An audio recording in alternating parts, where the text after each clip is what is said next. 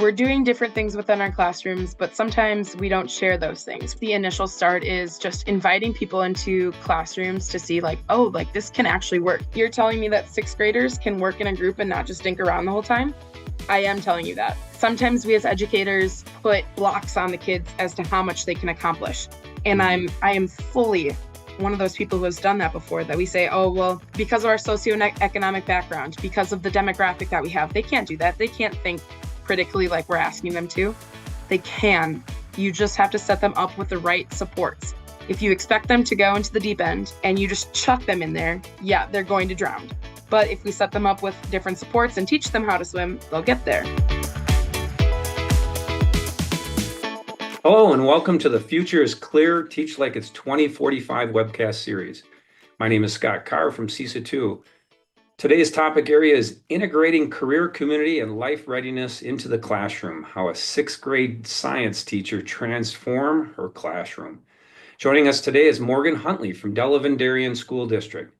Morgan brings innovation and real-world connections to life as a dedicated science teacher at Phoenix Middle School and in Delavan-Darien School District. As a key member of the district's readiness team, she has been instrumental in implementing and shaping career, community, and life readiness over the past year. Her classroom serves as a model for career-connected learning, where she transformed traditional science curriculum into engaging real-world experiences that help students discover the connections between scientific concepts and future careers. Through innovative teaching practices, creative program development, Morgan has successfully integrated career exploration and community partnerships into her daily instruction, making science both relevant and exciting for middle school students. Morgan's commitment to preparing students for future success extends beyond traditional academic achievement to include essential life skills and career awareness. Her innovative approach to teaching has not only enhanced student engagement, but has also created a blueprint for other educators looking to integrate career and community connections into her classroom. Very excited to have Morgan with us today. How is it going? Thanks for having me, Scott. It's been going really well. I think that while everything is busy and we're trying to get things, every day is a new challenge. Every day is something different, whether that be with the work that we're doing or just, typical education and in what it is. It's been going really well, I think. Yep. I mean, we're sneaking up on our first break here, real break in Turkey Day, just around the corner here. So Yeah. I'm sure you're pretty excited to have a little time off, enjoy some time with your family. But I've been so impressed with all of the work that you've done and how far you've come in regards to just this work that we've been working on together.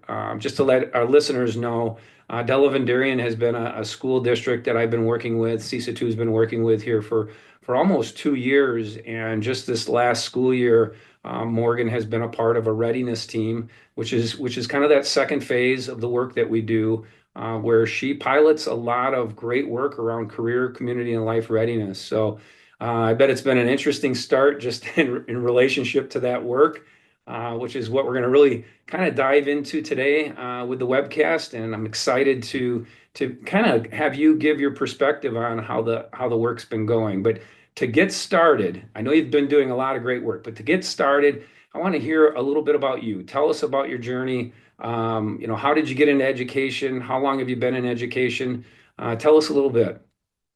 So this is my 4th year of teaching, and so I have not been in education that long, in a sense of, the teacher aspect. But I feel like I have been, education never stops, and I've never really been out of the education world. So I'll definitely try to do my best to not go off on a complete tangent here, but we all have those stories and random circumstances or decisions that help us to find our path, and I'm definitely no exception to that.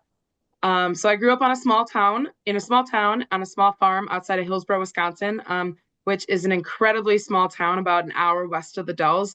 And I say Hillsboro because that was like the town I graduated from, not actually the quote unquote town I lived in, because I lived in the middle of nowhere, to a point like my nearest neighbor is a mile away and the nearest village has a population of 91 people. So literally middle of nowhere. And so when I graduated with 39 other students. And so that concept is incredibly even crazy for me now because one class of mine alone is 25 kids. So like Yeah. the idea of um, me only graduating with 39 people and thinking about if I were to be teaching in that scenario now would be a very different like case. So I'm incredibly grateful for that small town and what it gave me because when I look back on it, everybody had to do everything. And so that meant me being a three-sport athlete. I was also involved in every Mhm. musical, show choir, honors band, forensics, FFA, FBLA, vocal jazz, band, marching band, Wow. like literally everything. And so I felt that that was such a huge part of how I got to learn what I was good at and what I liked to do because I had to do everything. Where I feel that a lot of kids in bigger school districts, while they have a lot of opportunities, there's a lot more opportunities, I would say, in bigger school districts to do different Mhm. things. It's very rare to find the situation that I was in where I could do everything and make it all work. Because if you didn't have every single person doing every single thing, you'd have nobody for anything. And so I felt that was really like helped me get to my core and who figure out who I was at a very young age because of those experiences. And then I attribute like this sense of self to my mom and my mom helping coach a lot of my sports growing up. And from a young age, she was Wow. involved in coaching those sports. She did what's called Czech dancing. She taught Czech dancing. The little town I grew up in is like the Czech capital of Wisconsin. Mm. And so she was constantly involved in coaching and doing all and teaching all these different things. And so naturally, I kind of fell into that pathway of education. What really got me then into moving towards I want to be a teacher is my junior year of high school. I had an opening in my schedule and decided to fill it by being a seventh grade, like in a seventh grade math classroom, being a teacher's assistant. And that was the same teacher I Wow. had in seventh grade, who I thought was the hardest teacher at the time. I really struggled to learn in her class. And then when I went back and was a teacher's assistant, I realized how actually great of a teacher she was and how I learned from her so much and how like she was able to make things so applicable that there's still things that I remember now that help me when I'm teaching. Wow. So that was like the thing that was like, ooh, maybe I kind of like this and maybe this might be something I like go into. Um, so then I started teaching swim lessons. I started coaching my own, and then I really just then followed the path of education because I knew that was something that I really liked. So right away after junior year, I was like, yep, I'm going to be a teacher. And so I applied to a couple different schools and decided on UW Whitewater. So I originally went to Whitewater to play basketball, and then obviously education. But then I switched to track and field. So track was kind of like this. I didn't really know how big education was going to have in like sorry how big education was going to be in my life because I went to school kind of for this sport and something that was like following along. So I ended up graduating with my undergraduate degree from Whitewater in elementary education with our elementary middle school education with a second degree in Spanish and then a diversity leadership certificate. And I Wow. got my first job teaching sixth grade science at Whitewater Middle School. So I haven't deviated too much from that sixth grade science realm. Right. I spent 2 years teaching at Whitewater, and even though you might not, some people might not know this, Whitewater is incredibly diverse, and that idea of me living there for college and then going and teaching there was huge for my first year of teaching. Being Wow. really connected with the community, being really connected with my students' families, and just feeling like I was a part of the community was instrumental in helping me grow as a teacher very quickly. Um, but I always knew in the back of my head that my ultimate goal in education was going to be a dual language teacher. And Wow. so that was like a little inkling in the back of my head, like, okay, this is awesome. I'm getting to speak Spanish all the time because there's such a huge Spanish speaking population in Whitewater, but like this isn't necessarily the job that I want to stay at for my like longevity, like the longer career. And so I met my best friends in Whitewater. I found some of my strongest community ties in Whitewater. And in January 2022, I started my master's program to get my Master's of Education in Wow. Instructional Leadership with an ESL and bilingual licensure through Concordia. And not but 4 months later, after that, I actually got a call from Phoenix, or got a text message. And Wow. I student taught at Phoenix, and they're like, hey, we have a dual language science and social studies position opening up in 6th grade. And do you want to apply for it? And I was like, I don't know. Like, I just got here to Whitewater. Like, I've only been here 2 years. Mhm. Like, how could I just like up and change? And the more I thought about it, I was like, this is your dream job, Morgan. You want to be in education, being a dual language teacher. Yeah. Why wouldn't you go for this? And all the dominoes kind of fell into place. And so Wow. last year was my first year in Delavan, to where I was a 6th grade dual language science and social studies teacher. So I taught social studies all in Spanish and taught science and English. Wow. And Wow. actually now this year, we were able to kind of make some program changes to where I teach now only science to all of the 6th grade, and I teach 2 sections of dual language. So science is actually all in Spanish for those 2 sections of kids. Yeah. And so that was kind of a long story, but No, that's good though. my Good educational journey story. onto how I am where I am, and kind of the background that I grew up with in order to get to the mentality that I have in education. Yeah. Well, I really, you and I have worked together for a while here, Yeah. and I think you're a real rock star, man. It's good to hear your story though. I didn't know the details there, and I'm chuckling inside as you're going through it because it pretty much mimics myself, but 40 years ago. Right, right. Small town, grew up in a small town, went to Whitewater. Yep. Went over there. I'm thinking I'm going over for a sport myself, which was Mm-hmm. football. And then I just kind of fell in love with education, and yeah, the rest is history. I Yeah. love hearing your story. It's really great. Thank Um, you. Hey, so I want to ask you a couple things too, and I'm sure this has been a little bit of a transformation in your thinking, ever since that you got involved with the work that we're doing over in Delavan, and so. Um, I admire everything that you've accomplished, right? But we started together last spring in this conversation around, we need to see our school systems change. So, my question for you is why? Why do you see a need for the change in our educational system? So I felt for the need in our like educational system since, when I started in school. When I was going through the education system, there were so many times I thought, well, why can't we do this? Why can't we do that? And I thought in my head for the longest time it was just because I was a kid and like, wanting to challenge the teacher in a sense. But there were so many opportunities to connect to the world outside of us. And I just felt that I always had to Mhm. sit and read and do problems through a textbook, whether that be, doesn't matter what the subject was. And the lessons that impacted me the most were the ones that actually like applied to my real life, or Um, I was able to take parts outside of my life and bring them into the classroom to apply with what we were learning. And so with social media, how it is, and the new jobs that are popping up every single day, um, I don't understand how we can keep teaching the way that we're teaching because it works when it's already showing that it doesn't work anymore. We're right, seeing huge educational gaps in our school systems. Kids don't want to be in school. A lot of times you ask kids why they're in school, and they say, because it's a law, because I have to.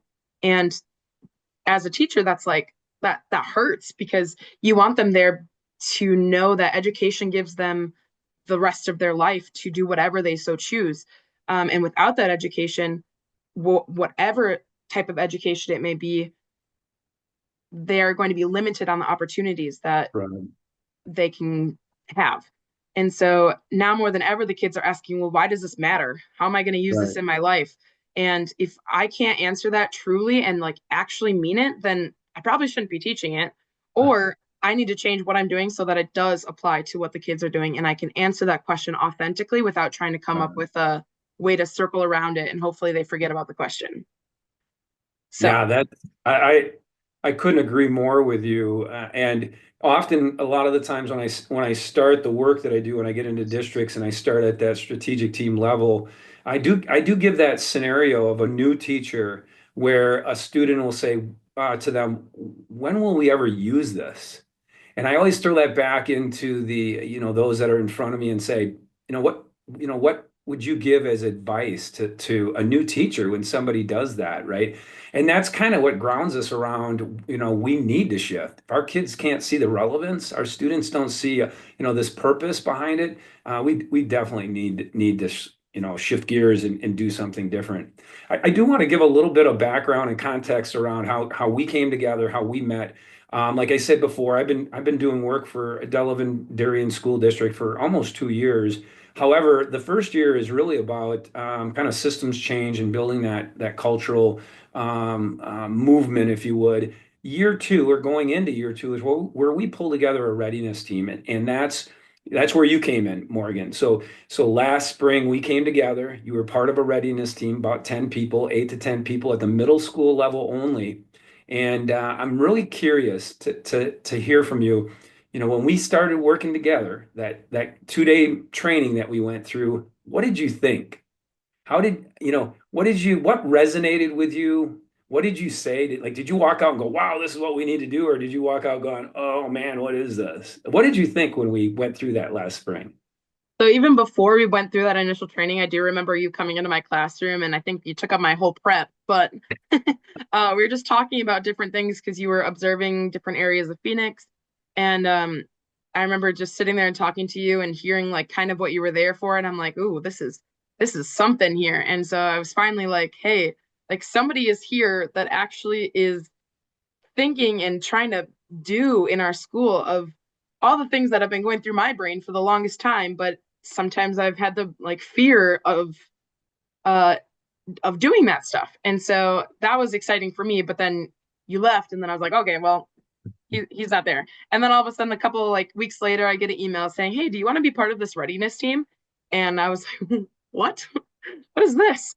And so then when we went into the training, uh it was the initial time that everybody else was hearing it, but kind of that second time that I was hearing it because I had that pre-conversation with you. Right. And so everybody around us was just like, what is going on? What are you trying to get here?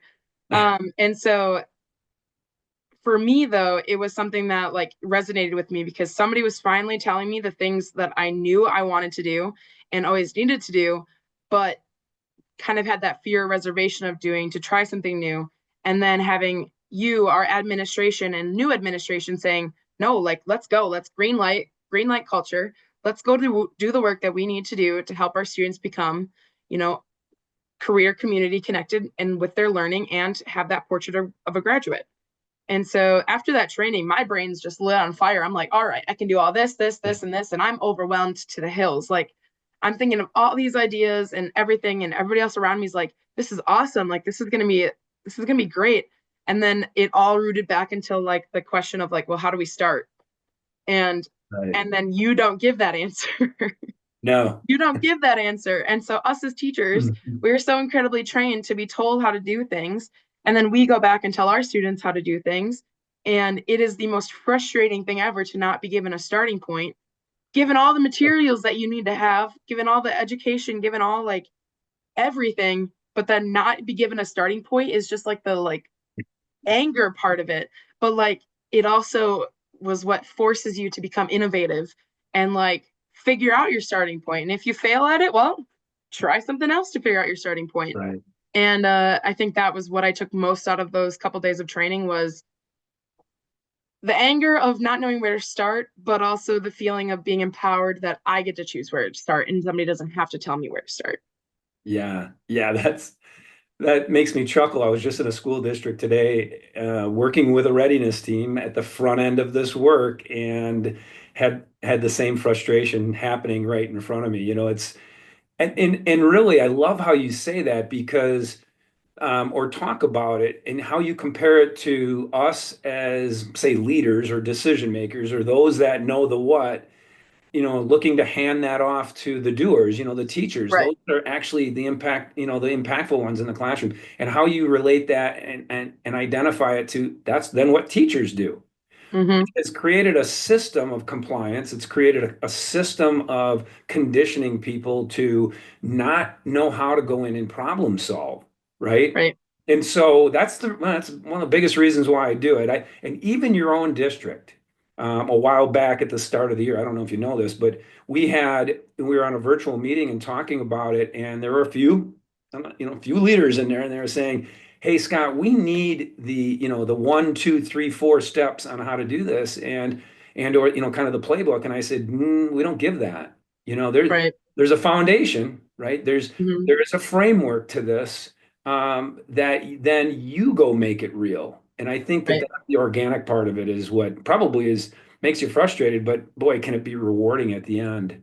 Yes, both of those things exactly. Frustrated, but then getting it to see payoff of your own innovation and your own like creation through the students and it paying off like that. That is very rewarding. Yeah, yeah. And I'll say this, Morgan, just so you know, you're out in front of many teachers with the work that we're doing here together, and I share a ton of your work. Just today, Thank again, you. I shared it. Here's what Morgan's doing in Delavan. Same thing, though. A couple teachers were like, can you just give me the first 3 steps I'm supposed to do? And I'm like, no, not going to do that. But let's talk about this, though. There are a couple real priorities, right? And this kind of goes into what does this look like? And I think people are going to be interested to know, well, what does it look like? What does it end up looking like? And a couple of the things that we've talked about at the front end, 2 priorities I always say that are very important. Number one is we want to figure out a kid's career community identity. Like, where's that match? And we always start with attributes, identifying a student's attribute, what are they? There's a few other things that you and I have worked on, whether it's figuring out what problems they love to solve or what their values are.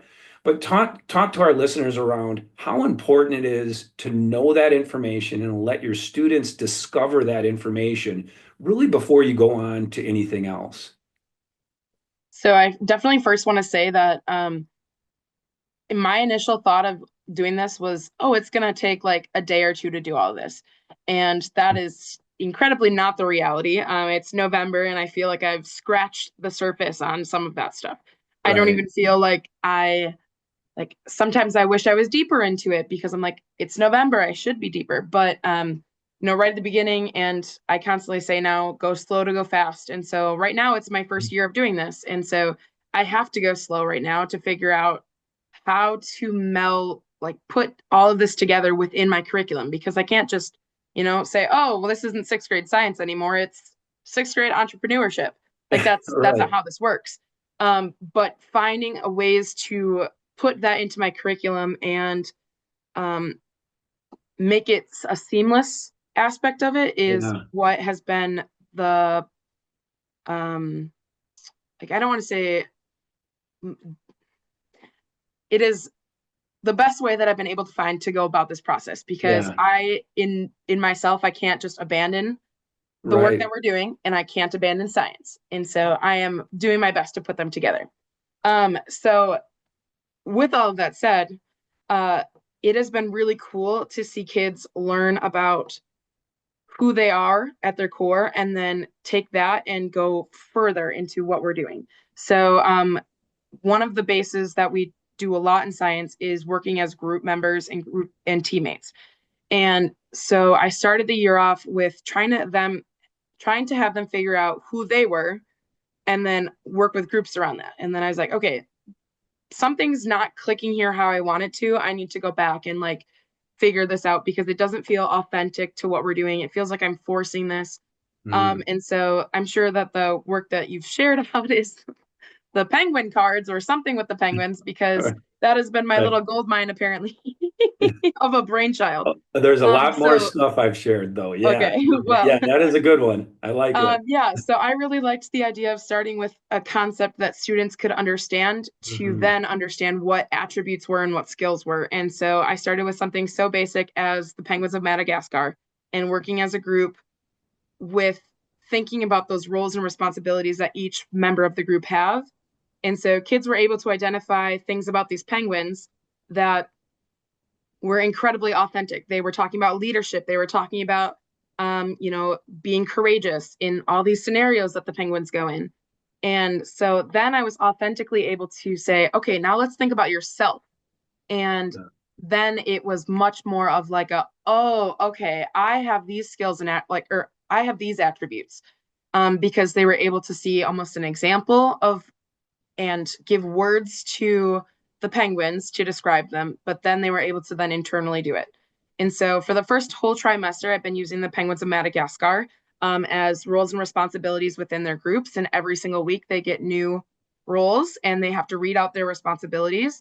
And so some weeks we give feedback to those roles and responsibilities. Some weeks we don't. It all just depends on what we're doing. But I'm excited for this next trimester because I'm going to be doing Scooby-Doo characters now. So I'm excited to see what that can lead into, because kids are really now starting to see the meaning in working in groups, but then also seeing how once they understand themselves, they are understanding how to work even better with their group members. And so sometimes kids will say, well, I am not the greatest at drawing. So maybe you should draw this because you're a little bit more creative in a sense of Yeah. the drawing that we need to do. Now I can think outside the box. Can I come up with this plan and you draw it? And so I've been able to hear like some of those conversations um, around some of these words. And so again, we're in November. We're in the first couple months of doing this. I've probably done 1,000 things wrong.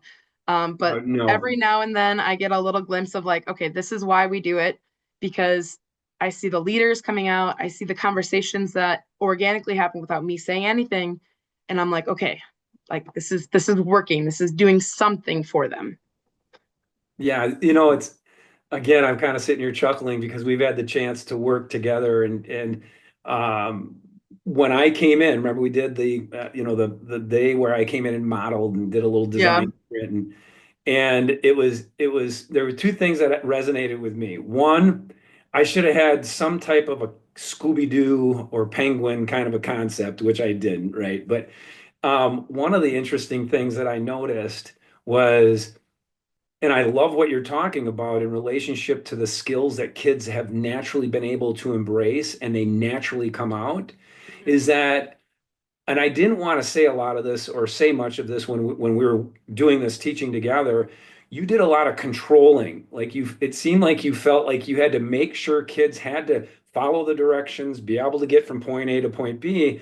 And in our conversations since then, I've said, that's A to Z. I mean, that's that A to Z concept in classrooms. Talk a little bit about how difficult that has been to shift, because it's happening in your classrooms right Yeah. now because you're letting kids discover, own it, figure out the problems, get through it together, in collab teams. So talk a little bit about how hard was it to shift to get your hands off of some of that? It's still hard. There are days where I get done with school and I'm like, wow, I am so overstimulated right now because my classroom is loud. Like it is very loud. And it not in a sense of like the kids are so off task and like they're going crazy. Yeah, No, it's the kids are doing so much group work and they're doing so much like communicating with each other that they have to speak louder to get to be able to hear each other. right. And so I think one of my administrators had said like Morgan's has the organized chaos room, and I'm like, yep, it truly is. If you walked in, you'd be like, what are these kids doing? What is going on? But they have an intention and a goal in mind, and it is incredibly difficult to say hands off and let them hold each other responsible for doing the things or not doing the things. Because you're always going to have the kid in the back of the classroom or wherever they are not doing anything. You're always going to have the kid that would rather be on his Chromebook playing games or, you know, whatever it may be. You're always going to have those kids in your classroom. And as a teacher, you want to control that the most that you possibly can. Right. And there's so many times where I have to stop myself from trying to get those kids to do something and just wait for their group members to kind of hold them accountable to do something. And Yeah. so that was a long process because the students didn't realize that when their group members weren't doing something, it impacted them and their like what they were able to accomplish. And Yeah. so that was something that was really difficult to just wait and say hands off and deep breathe and just talk to a kid and be like, hey, I don't see that your group member is on the same page as you are. I don't see that they're contributing. Do you think that you can help me with this? And so then all of a sudden they're like, oh yeah, like let's go, dude.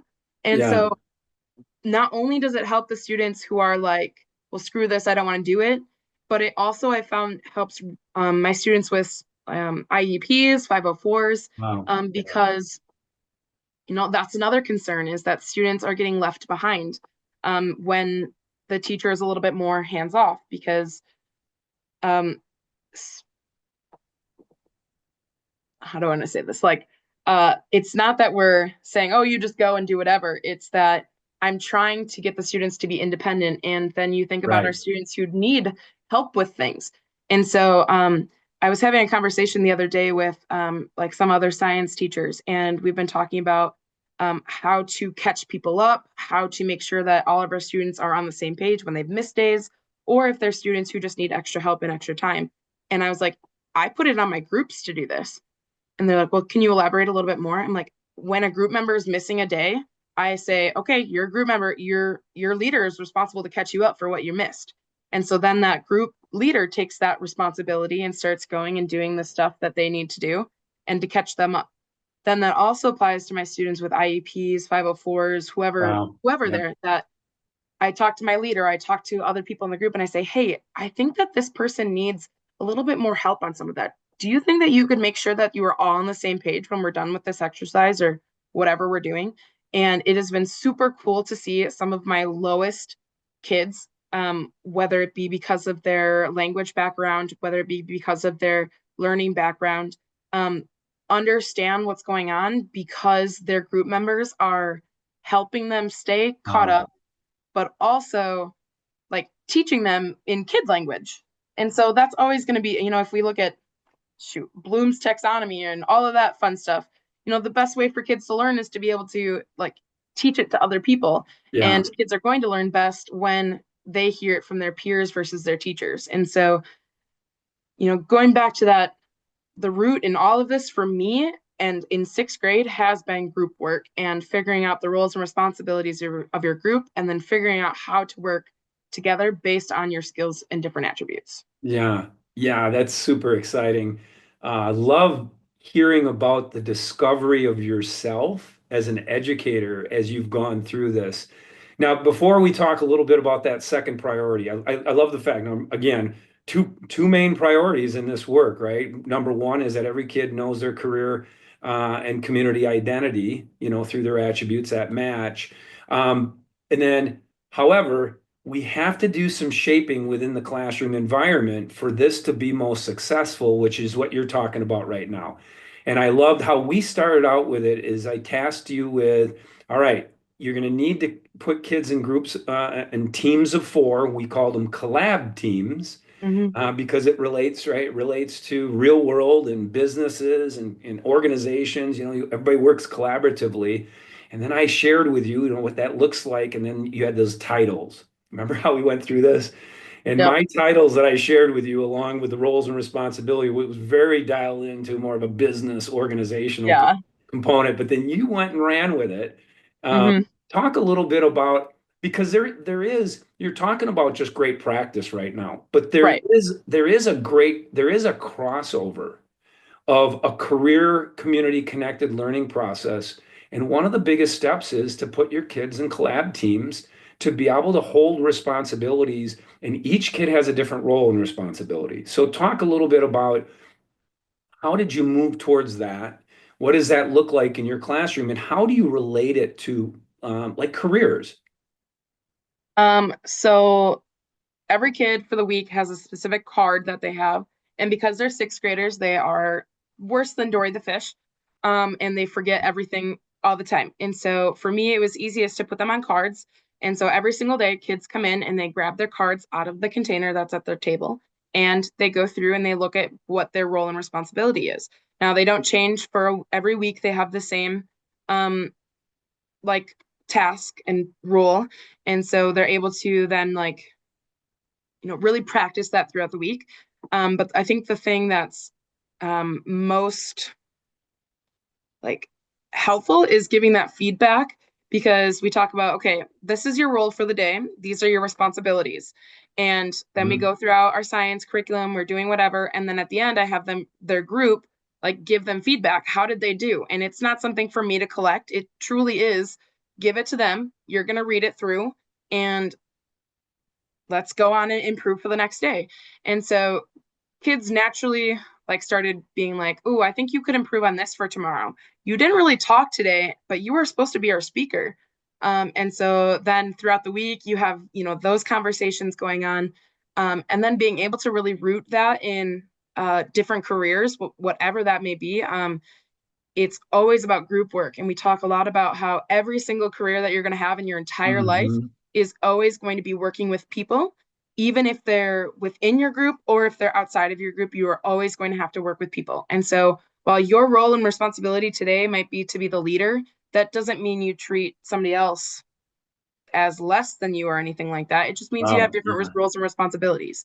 And so again, they're sixth graders, and there are some days where I just want to hit myself against like a book or wall, and I'm like, oh my God, what is going on? But the more that they see how much that they use these skills in the outside world, the more that they're like, oh, if I do Right. this now in sixth grade, I'm going to be really good at it when I get older. And so it's literally little conversations that we have all the time of, are you going to have to work with people for the rest of your life? Yeah. Are you going to have to work with people you don't like? Yeah. And then relating it more to what we're doing and things like that. So the four we had four out in collab teams. We put them in fours, and you Yeah. run with kids in fours, right? Groups of four I have, for the most part. for the most part, yeah, it's fours, fives, and then I think because I have one class of six, or one class of 26, I have one group of six. Oh, And okay. so two kids have like duplicate roles and responsibilities. Yeah. But yeah, for the most part, I've tried to do my best to keep in groups of fours. But the kids actually designed how our classroom looks right now. And so they put groups of six together. So I had to let them be in groups of six for a little bit. Yeah. So hopefully they choose not a better, because it's a great classroom design, but they'll be designing a new classroom layout here with the second trimester starting. So who knows what they'll come up with? Maybe they'll come up with a Right. whole class circle or something. So I try to keep it authentic to four people in a group, but Yeah. the kids are the one leading the layouts, and I try to follow along with them. And you also let them identify kind of as their own business at one point. Like they got a name Yep. and to try to create that community amongst the four of them, right? Did you do that? Yeah. When you came in and helped teach, we started doing some of that. And Yeah. then I was like, okay, this is just, it isn't feeling authentic again to me. So I'm Yeah. actually, that is the next step in what I'm Got going it. to do again. And I think I am really excited for this next trimester, because now that I have this base level trimester of like all the things that went wrong, but also all the things Right. that went right, I'm really excited to have them do that. So with my Scooby-Doo characters, Scooby-Doo is an incorporation and they have the mystery incorporated. And so Yeah. that perfectly for me is going to line up with, okay, now they're going to make their own like incorporation or whatever name for their group and come up with like different like strategies within their groups like that. So I am very excited for this next trimester, and I wish I had more to give you right now about that specific, but I am really excited for this next trimester to start. Yeah, super cool. So in the collab teams when we started, we had titles that were, I think, thought leader was for one, a Thought challenge, leader and risk manager. yep, Hmm. challenger, questioner, Yep. right? Researcher and Analyst. analysts, okay, and then we had negotiator and collaborator, Yep. right? So and do you hold on to those same titles? Yep. Yep. All those titles are still the same. English and Spanish. Also don't forget that I teach dual language. So No. all these things I'm doing in both English and Spanish. So the cards on one side are English, and you flip it over and it's the same thing, but in Spanish. Yeah. So yeah, the kids every week you'll hear them talk about, okay, I'm the thought leader and risk manager. These are what my Oh, responsibilities are for yeah. the week. Perfect. And then they also get the reader, writer, listener, and speaker component too. So I put those directly on the cards because I found that when the sixth graders aren't given those tasks specifically, they'll start to give it to other kids when it probably Yeah. should be their job. And so not only does this help multilingual students who are going to be taking the access test, and they have that specific reading, writing, listening, and speaking portion to actually identify and practice that role for the week, but it's just good practice in general to have a student know that that's what their role is for the week and know and have to practice all of that. And so Yeah. that's where like the literacy piece comes in, because I was also, hesitant about it. Well, like, how do you get kids to be reading all the time? Or, how are we going to raise all these test scores when they're constantly working in groups and not doing things individually? Well, there's all of that is going on. It just maybe not happens like at every single moment, every single day. So Right. like my Right. reader is gonna have a week long of reading everything, but then he gets tiny little bit of a break the next week when he's just a speaker about stuff. Yeah, I So love it. That's I love how creative you've been, and again, it goes back to right when you give me the blueprint, Scott, give me the playbook, and I'm like, no, but you've discovered how to do this, which is super, super valuable. You're talking right now into what we look at as that second priority. So as you lead us into that, priority number two is we want to shift your classroom or a classroom into a career, community, and life connected learning process, right? It's one of the initiatives through our state through ACP is Career Connected Learning. How organically you've done this is just outstanding. I really love it. The four areas, right? We talked when we came in to talk about this and we trained in the summer around it, four areas being real world application, which you and I have talked a lot about design sprints yep, or profession-based learning. Your yep, standards are another component. Obviously, your standards have to be there. The right, other one is our durable skills. The skills are a portrait of a graduate, and you guys have that. And then the other one is the language components, which you've talked about, and right. you have them as a part of it. That reading, writing, listening, and speaking, all of that. So those four component areas, it sounds like you've started to figure out how to mesh all four of those in to your daily lesson. What does it look like? So when students walk in, so I'm thinking like, okay, this standard day would look like if I was in a lesson 5 or middle of like a unit. It doesn't look the same when you're first starting in the unit, when you're ending a unit, Sure. things are different as you move along. But if I'm in the middle of the unit and I was stuck with this for almost the whole month of October and into November, and then towards the end of November here, we've been working on assessment, that piece. But when a kid walks in, on a Monday, they know that they have to pick new penguin cards, I call them, and they have to pick new roles and responsibilities. So they have to go through all 4 penguins before they can restart on a penguin. And so one person can't be, Mm, the leader for 4 weeks in a row, and you can't be just the strongest person that's doing all that all the time. Everybody has to be everything. And so it does push some kids out of their comfort zone of, you're the leader this week. What are you going to do to step up to be a leader? Um, and so they come in on a Monday, they get their new penguin cards, and then they have to read them, their role and responsibilities to all of their group members. So they read through their cards individually, like to everybody in their group, mm, and then they and then we move on to the next task. Kids have task cards that I have given them, and so that's like their checklist for the day. This was one of the things I took from uh kind of you telling me, like, you have to stop repeating the directions, you have to stop like trying to make sure they're doing XYZ, and give them that like autonomy to kind of do it by themselves. And so that was my kind of way to do that. Was I still needed them to get the directions, I right. still needed them to be able to accomplish the tasks that we're doing, but I really wanted to see the leaders step up and step into those roles to get their group started on this stuff. And so every day they're given a new task card where they had to go through and read the objective for the day, and then they had to start on the first task. So the first task might be go get your notebook or something. But then that group leader makes sure that everybody in your group has their notebook. And then they check off the tasks card. And then the next one, Wow. let's say you have a reading for the day. The task card says, go get 4 readings from this location in the classroom. The leader reads that and says, oh, okay, I have to go do that. And then they come back.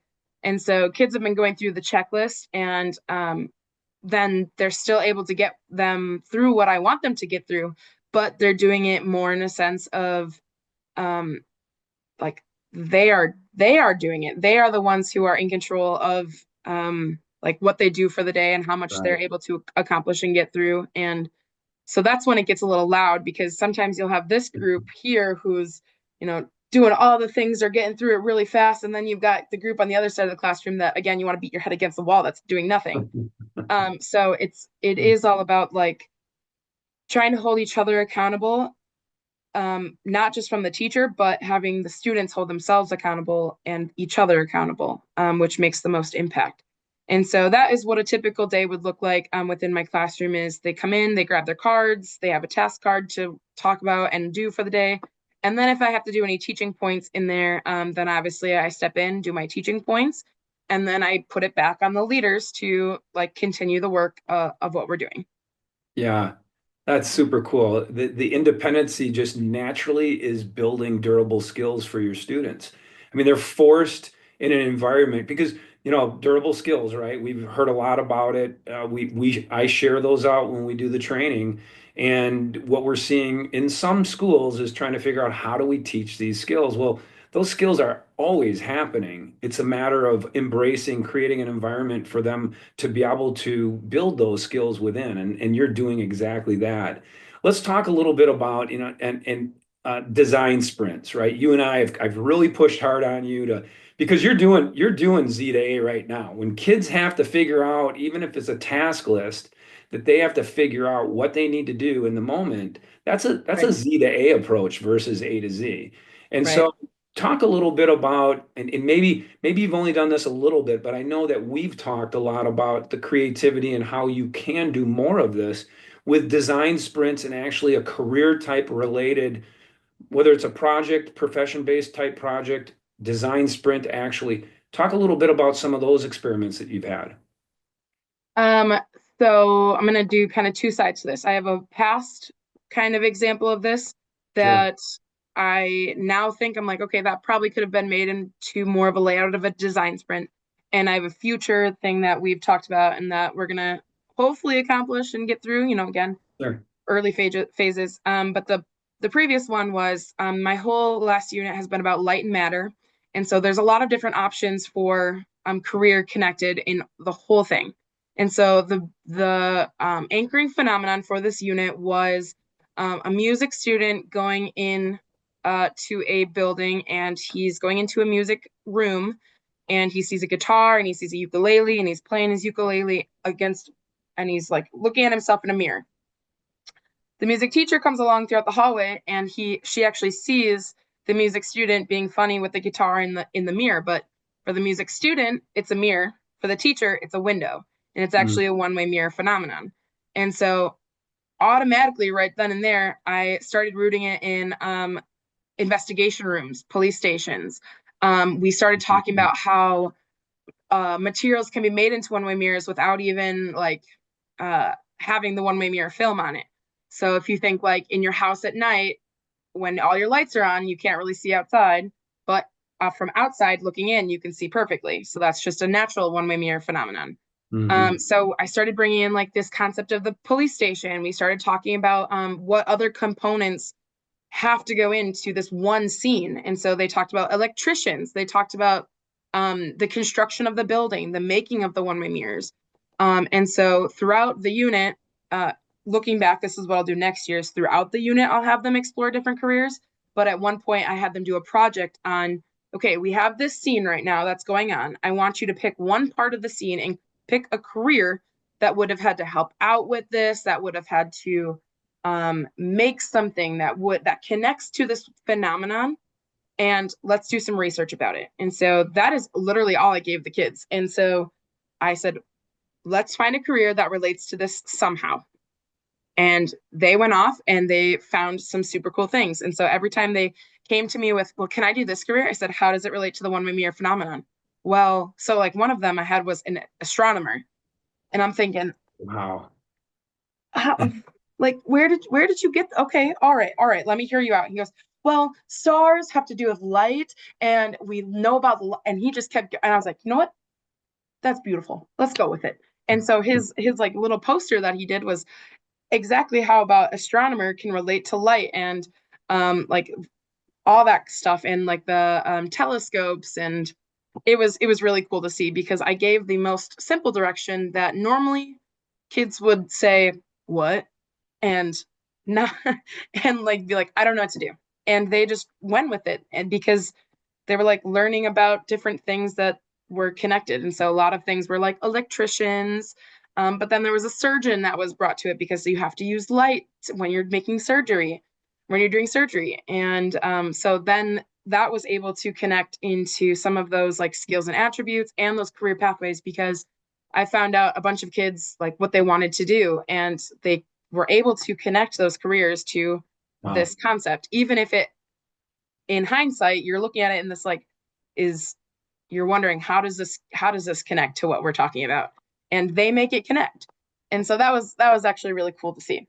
For the future project, this next unit is about thermal energy. And so we're going to be initially taking different types of cups and seeing like which one lets cups melt fat or which cups allow the water to heat up or the ice to melt the fastest? Why do these certain types of materials allow for insulation?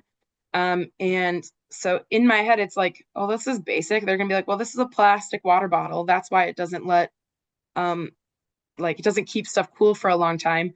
But the cool part is as soon as they have that initial phenomenon, we can then go on and create this like design sprint, this longer project that can be Yeah. throughout the whole trimester of them coming up with their own plans to create their own type of like cup that keeps their ice all day or is the modern Wow. Stanley or whatever. And then it can go as far as we take it. So this year it might only be creating that prototype that, has cardboard and some uh, tissue paper, cardboard and cotton balls to show like this is what it could look like. But who knows? In the future, we could take that and maybe find a company that would support this idea. And I'm thinking along the lines of like Quick Trip. Like how many kids go to Quick Trip every single day? Maybe we could find a Right. way to have like a little styrofoam cup that Quick Trip uses for a week, or Oh, who wow. knows what the ends are to this. But I think that it's going to be really cool to be able to take this super simple concept that they're going to understand and like take it a step further into not only the science aspect and the molecules and the movement of molecules, but also this concept of creating something out of that science concept. Yeah, that's just so cool to hear. I love it because you and I have had I love our interaction. You'll send me an email and I'll send you something back to challenge your thoughts on it, and you always come back with something great. You literally are out in front of me, and I'm like, man, that is just super cool. I love how we work together with it. I love how Agree. we've used AI a little bit in this process, Yep. Nope. right? I As use an AI all the time. Yep. As an older guy, I'm like trying to get comfortable with it, but I love it. It allows us to do this much more organically with our kids. Yep. I love hearing how your kids are discovering themselves naturally, and it's challenging your thinking. It's challenging your opportunity to get better as an educator. It So has much to so. be, yeah, it has to be inspiring. Super proud of you. Super proud of you. So here's a question I need to ask is, all right, you're doing some great work. We have other readiness team members, and we've talked about kind of what they're doing, also doing some really cool things. But how do we shift the broader group of educators to do more of what you're doing? How do we get there? That is a very loaded question. Got um, it thrown at you. yeah. So it's just like with everything. we're doing different things within our classrooms, but sometimes we don't share those things. And I'm guilty of this too, that sometimes I'm so afraid to fail in front of somebody that I'm scared to put it out there and share. And so one of the things that my school is starting to do, and I'm trying to get better at, is putting like different lessons that Mm, we're doing on a I don't know what the document is called, but it's just like a place where you can put like maybe some lessons that you want to share with other people. mhm, And so that is kind of like one of the first steps that I'm trying to get better at doing, is inviting more people into my classroom to just see some of the work, and trying to not be afraid of like if something doesn't go as how I planned it to. Um, and but to show the authenticity of the cool things that the kids are able to accomplish with the base that I've created. So I think that's the initial start, is just inviting people into classrooms to see like, oh, like this can actually work. You're you're telling me that sixth graders can work in a group and not just dink around the whole time. I am telling you that. Like mhm, sometimes we as educators put blocks on the kids as to how much they can accomplish. And mhm. I am fully one of those people who has done that before, that we say, oh, well, because of our socioeconomic background, because of the demographic that we have, they can't do that. They can't think critically like we're asking them to. They can. You just have to set them up with the right supports. If you expect them to go into the deep end and you just chuck them in there, yeah, they're going to drown. But if we set them up with different supports and teach them how to swim, they'll get there. So showing other people it can be done at sixth grade, um, I think is really helpful. I mainly talk with the science teachers because we have Yeah. PLC once a week. So my eighth grade teacher, she's really interested in some of these group work ideas, and so I'm hoping to be able to like pass some of it to her, and then through word of mouth, I hope that it starts to get out of like, oh, if Miss Huntley's sixth grade classroom can accomplish this, why can't my seventh grade classroom accomplish this? Why can't my eighth grade classroom accomplish this? Yeah. And then hopefully it goes a little bit lower in fifth grade. Oh, fifth grade is doing this really well. Let's try to see if we can't take it to fourth grade. And so I know we have I think you talked about, is it a fourth grade teacher in our district or somewhere in the elementary schools that is Yep. also Third doing grade. some super awesome third grade, Yep. super awesome work. So I'm hoping to be able to hear a little bit more about what she's doing. But it's it's not going to happen overnight. It's not going to happen Yeah. sometimes even within a school year. But in order for it to happen, we as educators who are taking that leap need to show what we're doing and need to be okay with failing in front of people. Um, but then being able to reflect, change, make better, and show that it can happen even at the young age. Kids can work together. Kids can know their skills and attributes, and it does relate to what we're doing every day.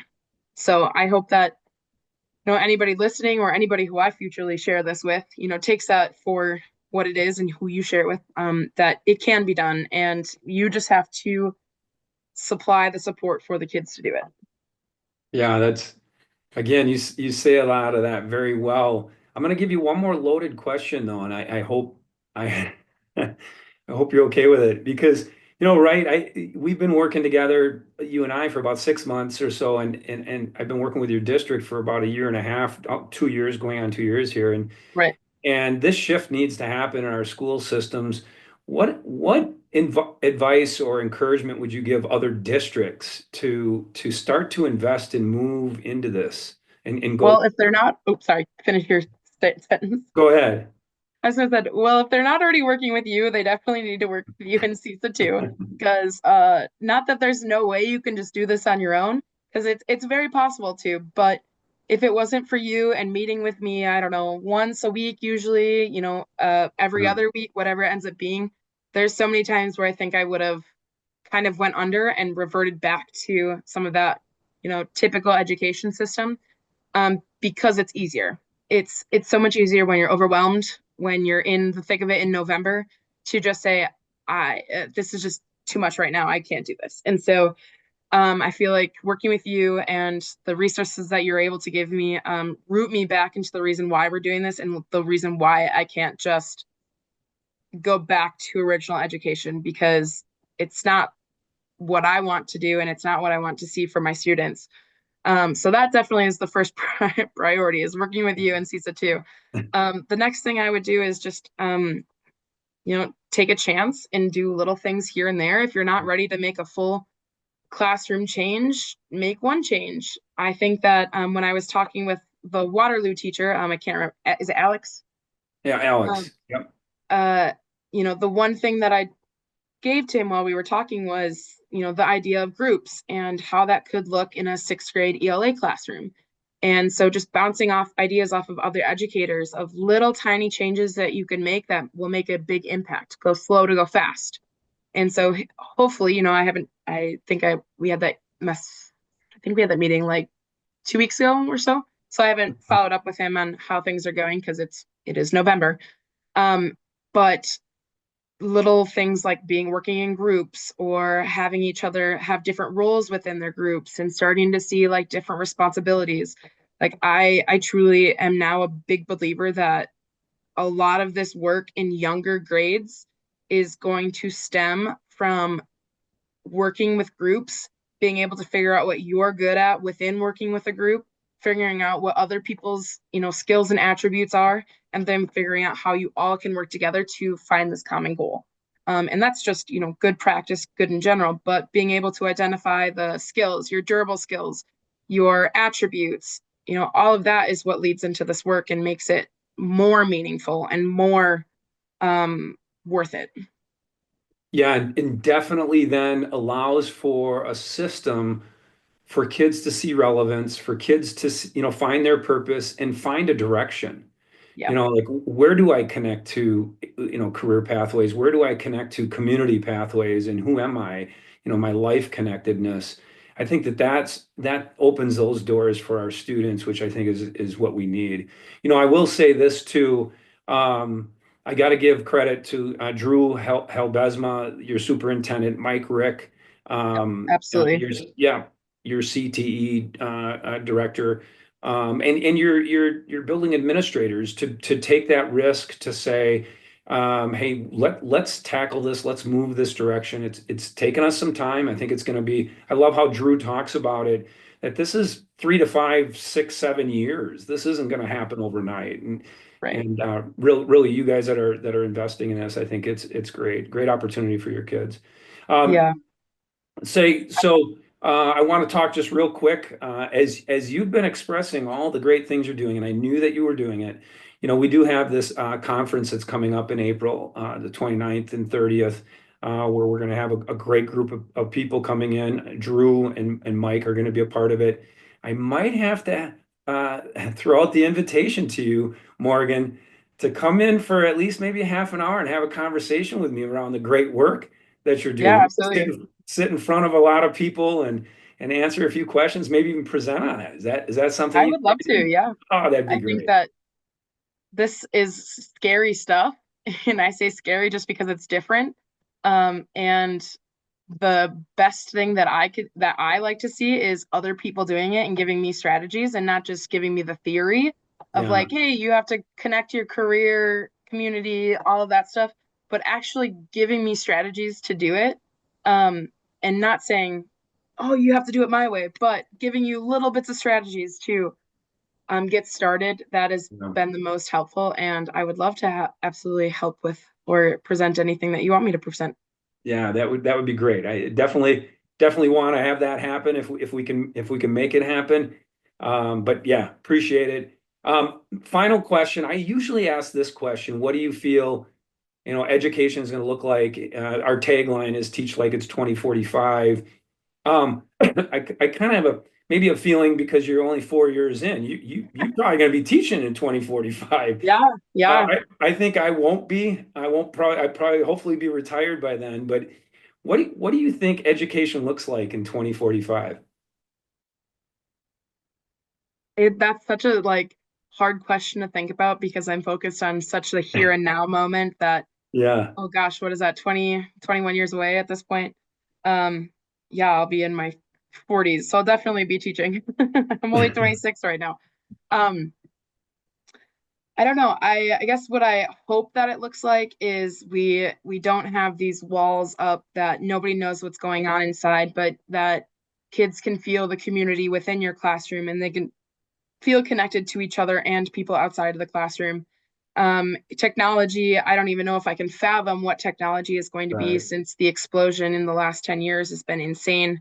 Obviously, technology is going to be a huge part. And so not getting lost in the concepts of like, you still have to have these durable skills, even when technology takes over, so many parts of our different careers and different jobs.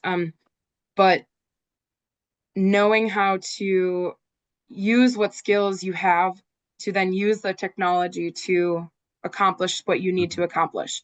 And so I hope that we as educators move with that concept of these kids and our students and our world, and everybody has so many skills that can be used. Let's teach them how to use the technology to then come up with all of these innovative ideas and come up with everything that we need, rather than limiting and saying, no, you can't use this. I know you talked about using AI, and I use it all the time. When I have an idea and I'm like, I just don't know how to get like the ball rolling on this, I use AI all the time. Now, that's not taking away from my durable skills of I can work well with others, and I have this the innovative thoughts and stuff. But AI is a huge tool. So I hope that in 2045, we have a very strong community within our schools. And we also are using technology to not limit students and say, you can't do this, but using technology to extend their learning and go beyond what, Delavan, Wisconsin can give kids, to show them the world that they might not get to experience. Yeah. Wow, that's super cool. I really appreciate you joining us today, and taking some time. If people would want to get in touch with you, how could they do that? Probably just the best through email. If through my Delavan-Darien School District email, that's Mhuntly, M Huntley, and Scott has it wrong on my little name up there, but it's Apologize. Mhuntly at ddschools.org. So that would be probably the best way to get in contact with me. Okay, appreciate it. People can Yeah. reach out to me too. I certainly Yeah. can connect you to Morgan. Really appreciate everybody taking the time to join us. Thank you so much, Morgan. You are doing such great work. I'm super Thank proud you. of everything you've accomplished in this short time. I can't wait to see where it goes. You're a real benefit to your school district, but more importantly to your students. So Thank you keep so up much. the good work. You bet. Thank you. You bet. And as we depart, remember, the future is clear. Take care, everybody.